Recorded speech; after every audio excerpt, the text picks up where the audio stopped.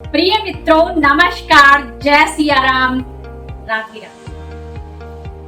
वैदिक ज्योतिष शास्त्र में कई ऐसे शब्दों का प्रचलन है जिसका वैदिक ज्योतिष गणना में खास महत्व है। ज्योतिष शास्त्र में हम ग्रहों की दशा, महादशा, अंतरदशा, प्रत्यंतर दशा का जिक्र करते हैं। आज हम आपको महादशा के बारे में बताएंगे कि आखिरकार महादशा क्या होती है, महादशा का क्या महत्व है, व्यक्ति के जीवन पर जब महादशा आती है तो इसका किस तरह से असर होता है। इन सब के बारे में हम आपसे बात करेंगे, लेकिन उससे पहले आपने अभी तक चैनल को सब्सक्राइब नहीं किया है तो आप चैनल को सब्सक्राइब कर लीजिए, वीडियो को लाइक कीजिएगा और कमेंट करना मत भूलिएगा। वैदिक ज्योतिष में महादशा को विषुमतरी दशा भी कहा जाता है। महादशा दो शब्दों से मिलकर बना है, महा और दशा। महा का मतलब होता है अधिक और दशा का मतलब होता है समय की अवधि। यानी कि महादशा का मतलब होता है कि किसी ग्रह की वह अवधि जिसमें वह सबसे ज्यादा प्रबल और ताकतवर होता है। तो यह जातक की कुंडली में उसकी स्थिति के अनुसार ही शुभ या अशुभ फल उसे प्रदान करता है।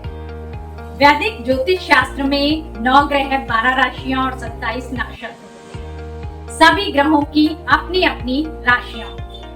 सूर्य और चंद्रमा को एक एक राशि का स्वामित्व प्राप्त है, जबकि बाकी ग्रहों को 2-2 राशियों के स्वामित्व प्राप्त है। सूर्य को सिंह राशि, चंद्रमा को कर्क राशि, मंगल को मेष और वृश्चिक राशि, शुक्र को वृषभ और तुला राशि, मिथुन और कन्या राशि का स्वामित्व बुध को प्राप्त है, और शनि को मकर और कुंभ राशि और बृहस्पति को धनु और मीन राशि का स्वामित्व प्राप्त है, जबकि राहु और केतु को किसी भी राशि का स्वामित्व प्राप्त नहीं है। 27 नक्षत्र हैं, तो प्रत्येक ग्रह के पास 3-3 नक्षत्र होते हैं।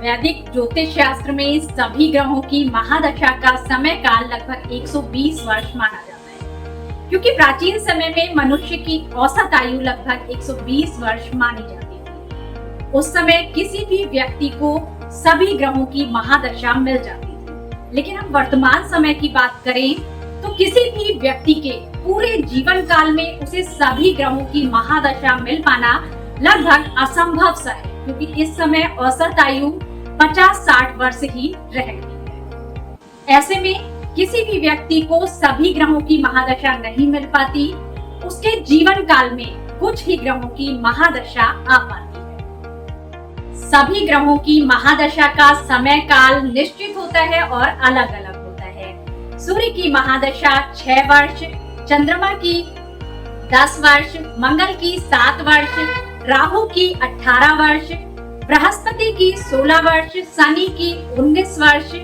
बुध की 17 वर्ष, केतु की 7 वर्ष और शुक्र की महादशा 20 वर्ष की होती है। कुंडली में ग्रहों की स्थिति के अनुसार आपको महादशा में परिणाम मिलते हैं। यदि आपकी कुंडली में जिस ग्रह की महादशा चल रही है उस ग्रह की स्थिति शुभ है तो आपको जीवन में सकारात्मक परिणाम मिलते हैं, और यदि आपकी कुंडली में जिस ग्रह की महादशा चल रही है उसकी स्थिति अशुभ है तो आपको नकारात्मक परिणाम देखने के लिए मिलते हैं, उसका आप पर नकारात्मक प्रभाव पड़ता है।